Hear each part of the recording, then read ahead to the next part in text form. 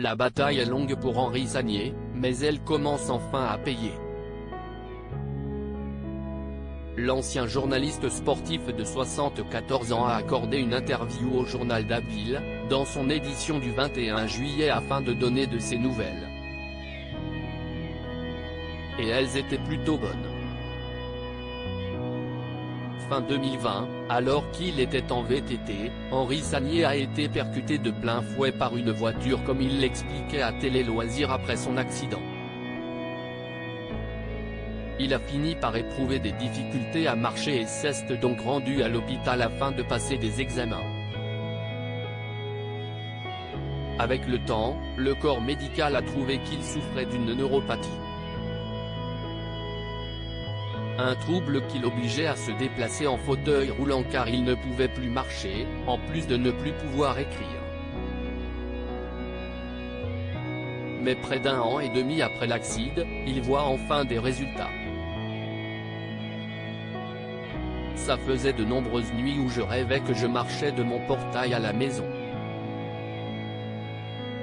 En juin dernier, pendant la nuit, je me suis levé pour aller chercher un médicament. Et j'ai marché. En fait, je pense que j'ai pris conscience que je pouvais remarcher, a confié Henri Sagnier au journal d'Abbeville. Il était donc le plus heureux, comme s'il avait gagné une étape du Tour de France. D'autant plus qu'à cause de sa maladie, il a perdu une dizaine de kilos, mais surtout du muscle au niveau de ses jambes. Malgré tout, Henri Sagnier n'a jamais perdu espoir et a su rester fort dans sa tête. Une force qu'il puisait notamment grâce au soutien de ses proches.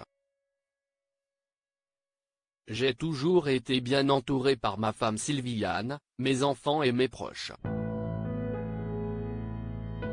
Et mes petits-enfants, Alice et Louis, sont une cure de jouvence et une belle source de motivation, a poursuivi le maire de la commune d'Eaucourt-sur-Somme, Hauts-de-France.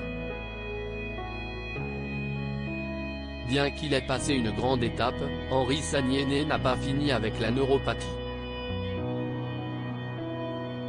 Ainsi, il doit se rendre à Paris toutes les 6 semaines afin d'effectuer une plasmaphérèse, processus de séparation du plasma et du sang, généralement par centrifugation ou filtration.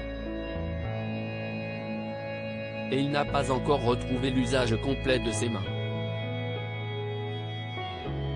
Je sais que je vais y arriver.